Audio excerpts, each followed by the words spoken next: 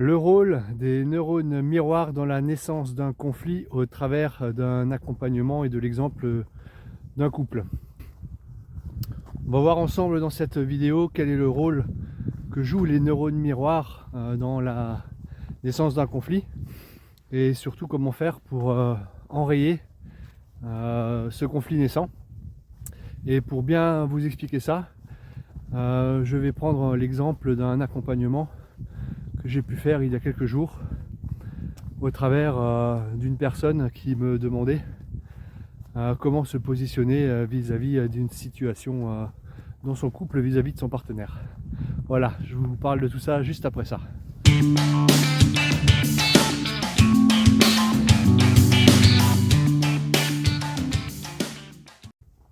Voilà, bonjour à tous, bonjour à tous les permaculteurs et à toutes les permacultrices qui m'écoutent depuis quelque temps. Je suis Mathieu et je suis permaculteur et électroculteur basé en Alsace. Et puisque la permaculture traite également des relations humaines, je m'intéresse depuis plus de 5 ans maintenant à tout ce que les neurosciences peuvent nous apporter en termes de métacognition, c'est-à-dire la compréhension de notre système émotionnel et de notre système de pensée afin de mieux pouvoir le réguler, de mieux pouvoir le contrôler et de mieux pouvoir le surveiller.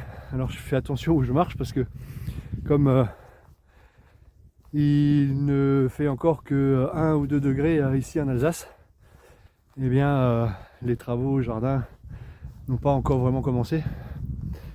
J'ai d'ailleurs encore la taille d'hiver de tous les fruitiers à effectuer. Mais ça je vous en parlerai dans une vidéo à venir. Donc voilà, donc on va parler donc de métacognition aujourd'hui. Et du rôle des neurones miroirs dans la naissance d'un conflit. Et au travers de cette prise de conscience, eh bien quelques pistes pour pouvoir gérer ce qui se passe en nous au moment du début d'un conflit. Parce que le fait d'en être conscient, eh ben, on va pouvoir l'arrêter et éviter justement ce conflit. Pour que, eh bien, tout simplement, pour que plus on a d'amis dans la vie, plus on a d'appui, et bien plus, mieux les choses se passent pour nous. Voilà, tout simplement. Donc l'accompagnement en question était un homme âgé on va dire d'une trentaine d'années, un peu plus, et qui m'expliquait que dans la vie il était relativement calme, qu'il avait conscience que ça servait à rien de contrôler l'extérieur. Il faisait des arts martiaux, donc il avait compris ça. Et donc il m'expliquait qu'il avait conscience que ça sert à rien d'accuser les autres quand on n'est pas bien, quand on a peur, ou quand on est en colère, ou quand on est triste. C'est pas l'environnement extérieur qui est responsable de son état intérieur, donc il avait bien conscience de ça. Et il m'expliquait que un jour il était avec sa partenaire, donc, et ils avaient une discussion mineure concernant les courses du ménage, comme chacun d'entre nous est confronté. Et ils avaient une idée différente sur la manière de s'organiser pour faire les courses. Bon. Et donc il m'explique que un soir, chacun exposait sa manière de voir les choses. Et que à un moment donné, il a pris la parole. Et il a voulu défendre ses limites par rapport à ça. En expliquant objectivement, pensait-il, que sa façon de voir les choses était la meilleure, sans le dire bien sûr. Et au moment d'expliquer ça, son débit de parole s'est accéléré. Et sa femme, le connaissant bien, lui dit non mais ça sert à rien de t'énerver, de déverser tes émotions sur moi, moi je suis pas un punching ball. Et donc cet homme, on va l'appeler Yvon pour que son anonymat soit respecté, Eh bien, m'explique qu'à ce moment-là, il a senti une émotion de colère monter en lui et qu'il a voulu expliquer à sa femme que ce qu'elle faisait n'était pas normal et que si elle lui disait qu'elle se sentait agressée à demi-mot par une simple explication, c'est qu'elle avait un problème. Sous-entendu qu'elle devait le régler, évidemment. Voilà, bon, il m'a expliqué ça, il m'a expliqué toute la situation pendant 5 bonnes minutes. Et quand il a eu terminé, eh bien, je lui ai demandé s'il voulait savoir ce que j'en pensais. Bien sûr, il m'a dit oui, puisque j'étais là pour ça. Donc, alors la première des choses dans cette interaction, c'est qu'on est dans le cadre d'un couple. Et un couple, eh bien, n'est pas un lieu de pouvoir. La première des choses est là. C'est-à-dire que on n'est pas à un endroit où il faut défendre ses limites coûte que coûte. On n'est pas à un endroit où on est en position de pouvoir dire à l'autre ce qu'il a à faire. Puisque, par définition, un couple n'est pas un lieu de pouvoir. Le couple est un lieu où on s'écoute, où on apporte du fun à l'autre et on passe des bons moments. Bien sûr, il y a le quotidien à gérer, il y a les enfants à éduquer, mais globalement, sorti de là, le rôle du couple, le rôle d'un partenaire vis-à-vis de l'autre, est simplement d'apporter du fun et bien sûr de répondre à, si possible, à quelques besoins de l'autre, à l'aider à remplir certains de ses besoins. Encore faut-il que ceci soit exprimé. Donc voilà, la première des choses, c'est qu'on est dans une relation de couple et le couple n'est pas un lieu de pouvoir. Donc, la première des choses, c'est de comprendre que c'est inutile de convaincre l'autre, surtout quand le sujet est mineur comme celui-ci. Avoir raison et bonne relation ne riment pas ensemble, il faut choisir. Ou on est dans une relation où on veut avoir raison, dans ce cas, la relation ne sera pas forcément bonne. Vous, si quelqu'un vous explique que vous avez tort et que c'est l'autre qui a raison, bah automatiquement vous allez partir du principe que c'est lui qui a tort. Voilà, la nature humaine est ainsi faite. Donc si vous faites ça dans votre couple, si vous essayez de convaincre votre conjointe ou votre conjoint que vous avez raison et pas l'autre, et ben cet autre va partir du principe que vous avez tort. Et donc ça, c'est source très très souvent de début de conflit. Ensuite, la deuxième des choses, c'est qu'à partir du moment où la femme d'Yvon lui a dit qu'elle n'était pas son punching ball, lui, ça lui a généré un début de colère qu'il a eu du mal à gérer, et pour l'évacuer, eh bien, il a commencé à lui expliquer que si elle réagissait comme ça, c'est qu'elle avait un problème. Donc, comme je vous le disais avant, le couple n'est pas un lieu de pouvoir. Le couple est là pour amener du fun à l'autre. Le rôle du partenaire n'est ni le rôle d'un psychologue, ni le rôle d'un coach. Chaque partenaire doit prendre ses responsabilités vis-à-vis de son état intérieur. Donc à partir du moment où votre partenaire fait quelque chose et que vous lui expliquez que ce qu'il ou elle fait n'est pas bien, que si tu fais ça c'est que tu as un problème à régler, etc., vous prenez le rôle du psychologue ou bien, même pire, le rôle du papa envers l'enfant. Et donc vous rentrez dans une relation de pouvoir.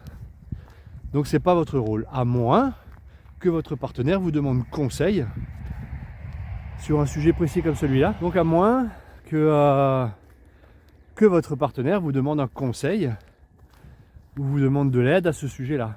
Donc là vous pourrez éventuellement donner votre avis par rapport à ça, mais seulement s'il le demande. On ne répond pas par un conseil s'il n'est pas sollicité. Donc ça c'est une règle générale dans les relations humaines, mais particulièrement dans le couple également. Alors j'en profite pour vous montrer une petite houblonnière. Voilà.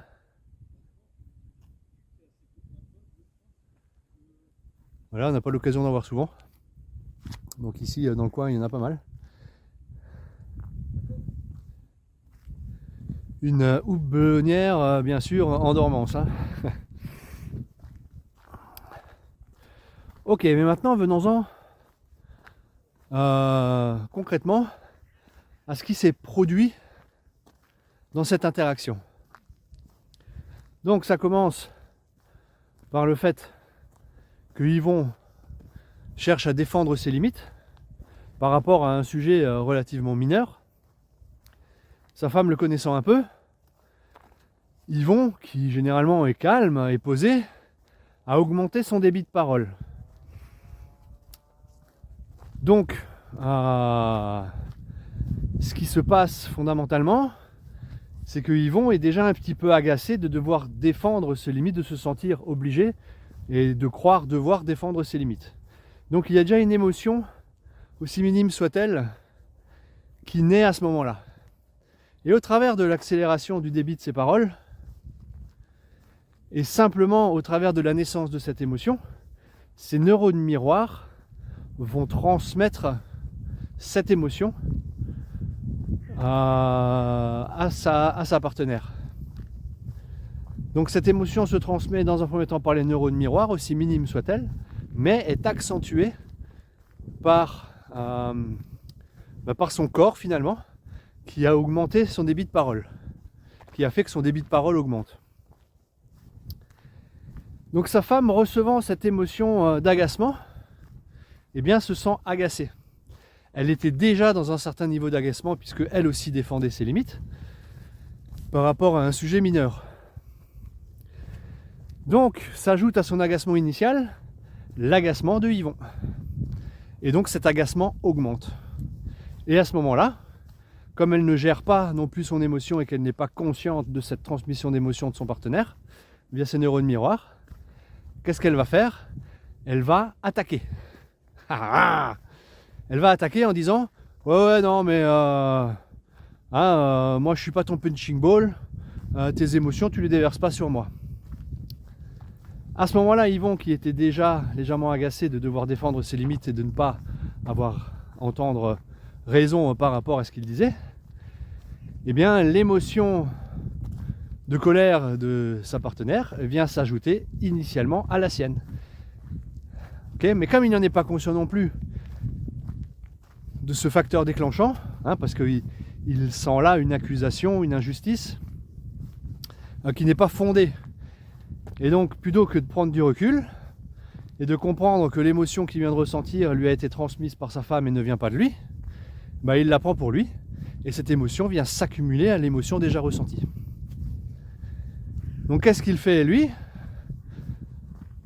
Eh bien, il se défend et il attaque à son tour en lui disant « Mais qu'est-ce que tu me racontes? Qu'est-ce que tu me dis? Je suis pas énervé du tout.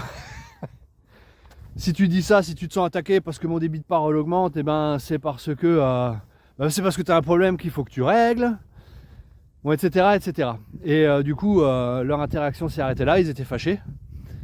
Et quelques jours plus tard, il m'a appelé par rapport à ça, parce qu'il m'expliquait qu'il n'avait... que depuis, il n'avait plus envie de rentrer chez lui, tout simplement. En disant, parce que si c'est pour se prendre la tête de cette manière, il ne voit pas l'intérêt du couple. Voilà. Donc, mon rôle a été de lui faire comprendre la chose suivante. Et je crois avoir réussi. Alors déjà bien sûr, c'est par rapport au fait qu'il est inutile de défendre ses limites dans un couple de cette manière. On prend les choses comme elles viennent. Celui qui fait les courses les fait comme il veut. Et il bénéficiera des avantages de ses choix et aussi des inconvénients de ses choix. Et s'il a besoin d'aide, il est adulte, il peut exprimer un besoin par rapport à ça. Donc voilà, le problème est déjà réglé, ce genre de discussion n'a pas lieu d'être. Et il aurait très bien pu bifurquer à ce moment-là sur un sujet léger, en mettant de l'humour. Les courses, moi je crois que je préfère les courses de PMU. Voilà, enfin je sais pas, n'importe quoi, mais quelque chose de léger qui change la conversation. Et tiens, je me boirais bien un café, je te sers un café?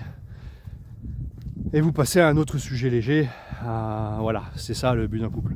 Et les courses, c'est demain que quelqu'un va les faire. Si c'est mon tour ou si c'est moi qui m'occupe des courses, et ben demain je fais les courses en fonction de comment je l'entends. Voilà, et si sa partenaire vient et met ça sur le tapis, voilà, il faut l'écouter, essayer de comprendre son besoin, mais ne pas chercher à la convaincre que sa façon de faire les courses n'est pas la bonne, quoi. Ok, bon, il a raté ce premier coche, et il a essayé de défendre ses limites, ce qui l'a un petit peu agacé. Donc, sa femme lui rétorque que quand elle a ressenti cet agacement, que c'était pas qu'elle n'était pas son punching ball. Et là, gros agacement ressenti par Yvon, qui à ce moment-là n'a pas appliqué consciemment le fait que s'il se sent pas bien, s'il ressent de la colère, en aucun cas l'événement extérieur en est responsable. C'est donc pas la responsabilité de sa femme si Yvon ressent de l'agacement. Parce que si Yvon ressent de l'agacement sur cet événement-là, c'est que Yvon n'a pas réglé quelque chose au fond de lui. Donc je lui ai indiqué que son émotion ne pouvait pas être la responsabilité de sa femme. Et donc qu'il ne peut pas agir non plus sur ce que va dire ou faire sa femme. Par contre, il peut agir sur la façon dont il va ressentir l'émotion. Donc la question que je lui ai demandé de se poser, c'est que cette émotion, en fonction de cet événement, qu'est-ce que cette émotion lui apprend sur lui? Voilà, pourquoi telle situation vous angoisse? Pourquoi telle situation vous rend triste? Pourquoi telle situation vous rend en colère? Alors que d'autres, dans la même situation, ne sont pas du tout tristes ou en colère. Ou n'ont pas peur d'une situation identique. Donc la première des questions à se poser, c'est qu'est-ce que ça m'apprend sur moi? Et bien en discutant, en posant des questions, en démêlant la pelote de laine avec Yvon, en fait, alors il était d'abord dubitatif, hein. Je lui ai dit mais qu'est-ce que ça pourrait m'apprendre? Je lui ai dit mais qu'est-ce que tu ressens? Qu'est-ce que tu ressens par rapport à cette situation? Il me dit de la colère. Je lui dis mais par rapport à quoi? Par rapport au fait qu'elle pense que tu es énervé? Il me dit bah oui, je trouve ça injuste, quoi. Et voilà, on y était. Et donc je l'ai invité à se pencher sur les 5 blessures de l'enfance, hein, qui sont l'injustice, l'humiliation, l'abandon, le rejet et l'humiliation. C'est-à-dire qu'on se retrouve dans des situations dans notre vie d'adulte qui nous génèrent des émotions qu'on ne comprend pas et dont on attribue la responsabilité à l'autre ou à l'événement qu'on est en train de vivre. Mais très souvent, ces émotions non gérées trouvent leur origine dans notre enfance, dans le petit garçon ou la petite fille qu'on était. Toutes nos émotions qu'on ne comprend pas et qui nous bloquent ont très souvent une origine dans notre enfance.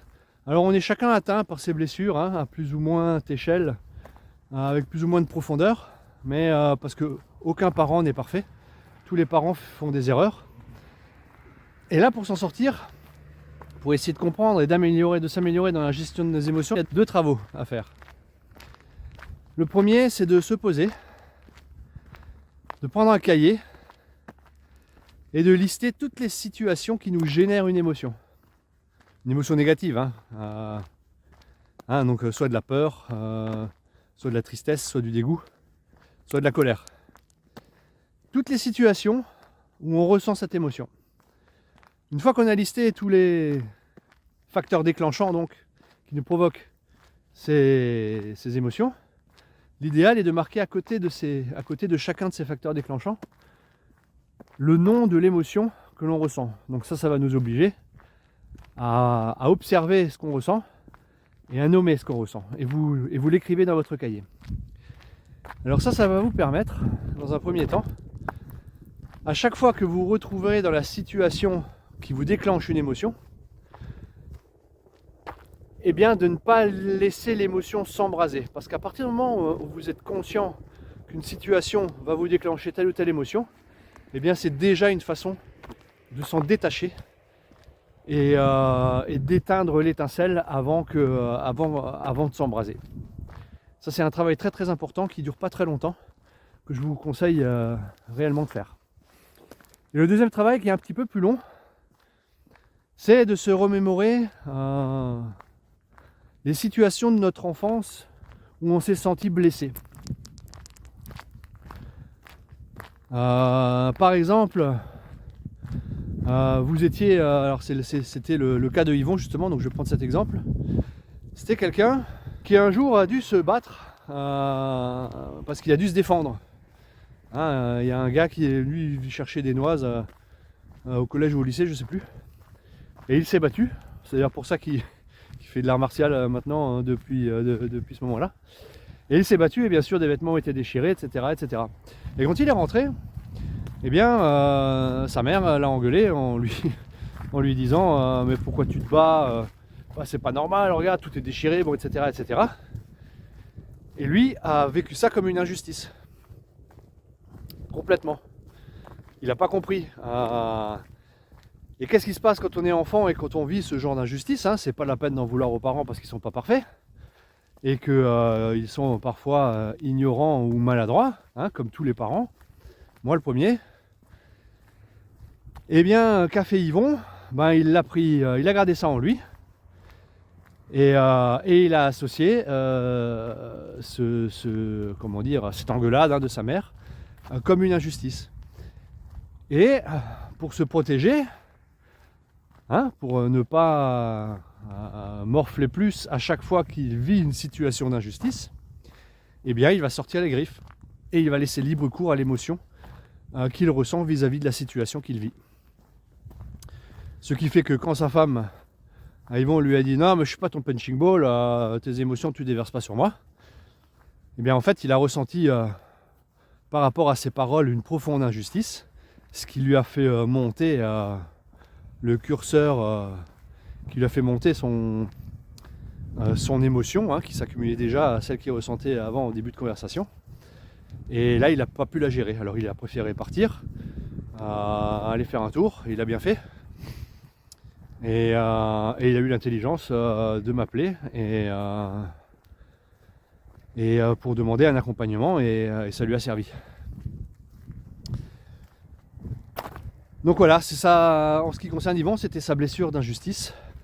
Alors ce qu'il faut comprendre, c'est que, et pour pas en vouloir à nos parents, c'est que son enfant intérieur était meurtri, puisqu'il a vécu une injustice de par sa mère, et lui il s'est adapté à cette injustice pour pas trop souffrir dans sa vie d'enfant.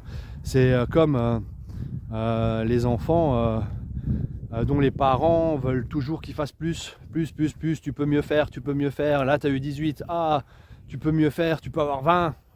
Bon, eh bien ce sont des enfants qui risquent de bien travailler à l'école, de faire exactement ce qu'on leur dit, ça c'est sûr, mais qui sont très souvent dans l'attente d'une reconnaissance de leurs parents. Il y en a beaucoup qui vont commencer à faire les choses en espérant que leurs parents reconnaissent la valeur de leur travail ou attendent des félicitations. Donc ils attendent une validation de leurs parents. Et un parent devrait féliciter bien sûr leurs enfants lorsqu'une action positive a été effectuée ou lorsqu'un effort a été fourni, peu importe le résultat de cet effort. Et donc les enfants qui n'obtiennent pas cette validation, cette reconnaissance, eh bien auront, pour ne pas souffrir, toujours tendance à en faire plus, en espérant obtenir une validation. Ce qui fait que quand ils rentrent dans leur vie d'adulte, eh ben, ils deviennent contrôlants, comme dire, plus ou moins fort. Et quand on veut contrôler les événements, ils deviennent contrôlants pour ne pas ressentir la déception, justement, du fait qu'il n'ait pas été reconnu.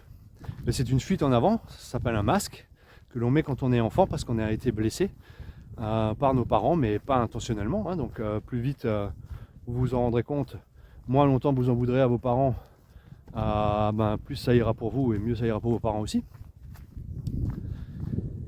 Mais en tout cas, l'enfant grandit et en portant ce masque du contrôle et aura tendance à tout vouloir, dans le cas le plus extrême, à tout vouloir organiser, prévoir, jusqu'au moindre fait et geste de son partenaire parfois.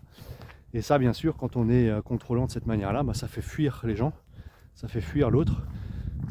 Et la vie nous amène, de par la souffrance, à comprendre ce qui nous gêne pour pouvoir le réparer le mieux possible. Et heureusement, c'est tout à fait faisable, c'est tout à fait possible.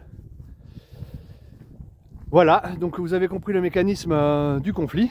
Donc effectivement, Yvon, pour se sortir de là, eh bien, je lui ai indiqué que par rapport à une émotion, par rapport à une situation, pour éviter d'avoir à convaincre, eh bien, il faut apprendre, avec son partenaire tout du moins, à exprimer un besoin qui ne soit pas une exigence et qui ne soit pas quelque chose qui va essayer, qui va amener l'autre à faire quelque chose qu'il ne veut pas.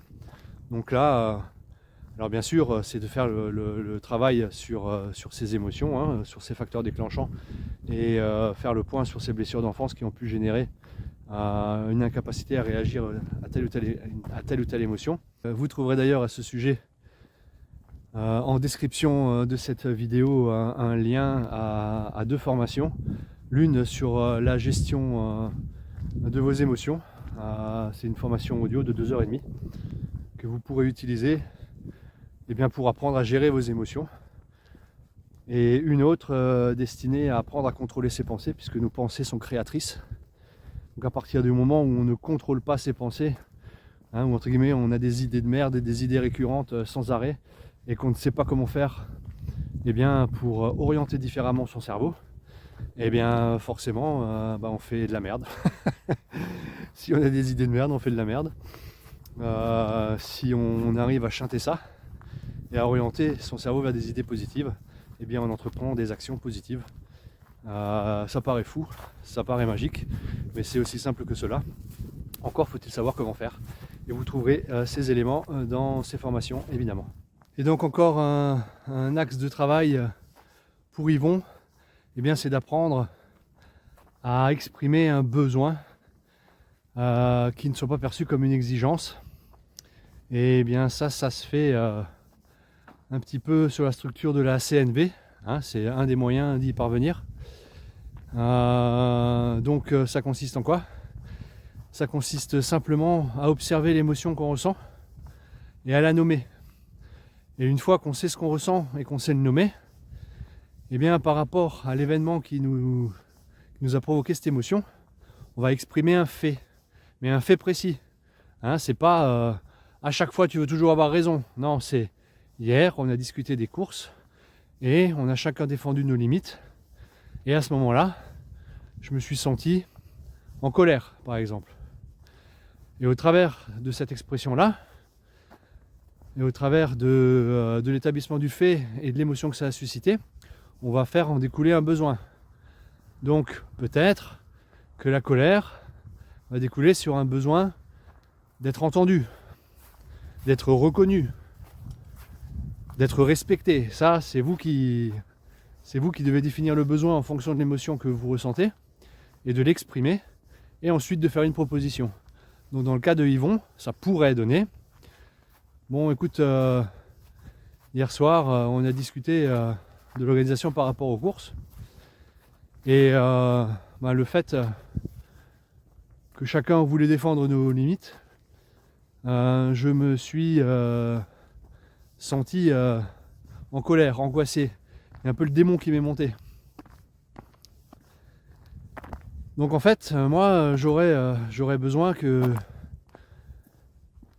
chacun fasse les courses selon l'organisation qu'il souhaite.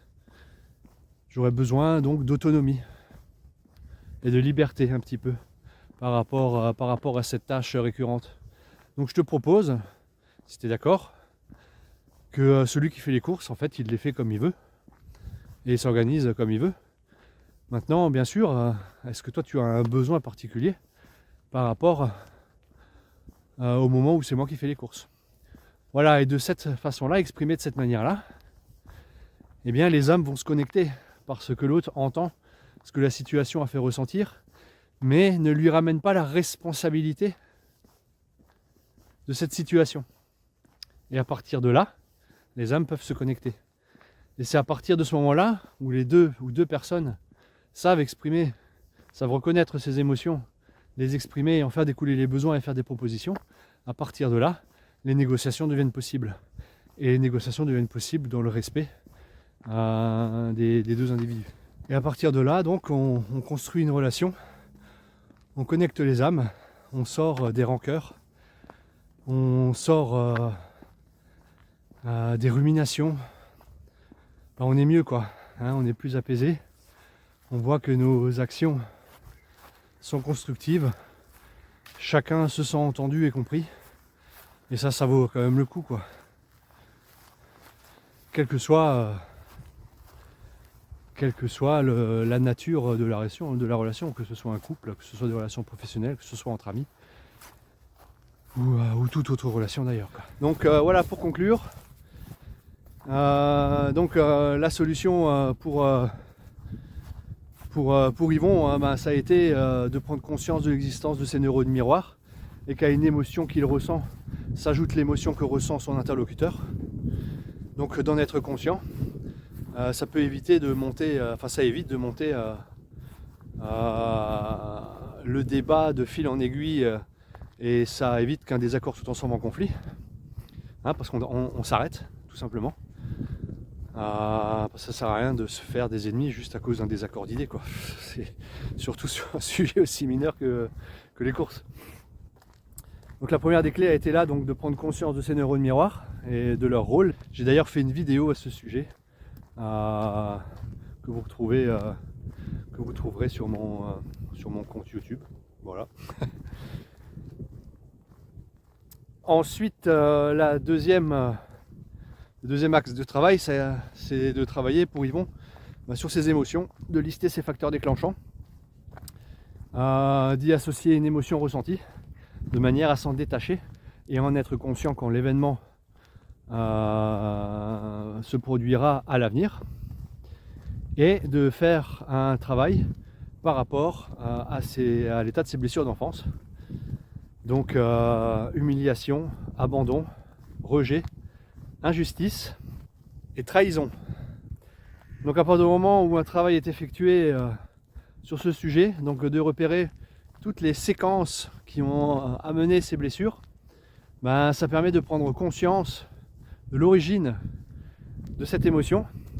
Et à partir du moment où on prend conscience de l'origine de cette émotion et qu'on se rend compte que c'était pas l'enfant qui était attaqué, mais qu'il s'agissait plutôt de la maladresse ou de l'ignorance d'un parent, à partir du moment où on prend conscience de ça, on se détache complètement de cette émotion. Et ensuite, le travail complémentaire, bien sûr, c'est de travailler avec les outils d'état de conscience modifiés et bien d'autres techniques que je vous livre donc dans la formation gestion des émotions, que je vous recommande fortement. Eh bien, il me reste à vous souhaiter de passer la journée ou la soirée qui sera à la hauteur du travail que vous aurez décidé d'entreprendre sur vous en termes de gestion des émotions, de contrôle des pensées et du contrôle de votre ego, eh bien, de manière à participer à la bonne marche du monde, hein. Chacun a son rôle à jouer à ce sujet, et c'est lorsque l'on comprend qu'on est tous un maillon de cette chaîne de l'univers à laquelle on est tous raccordés les uns aux autres, eh bien que les choses avancent et qu'on se sent mieux surtout.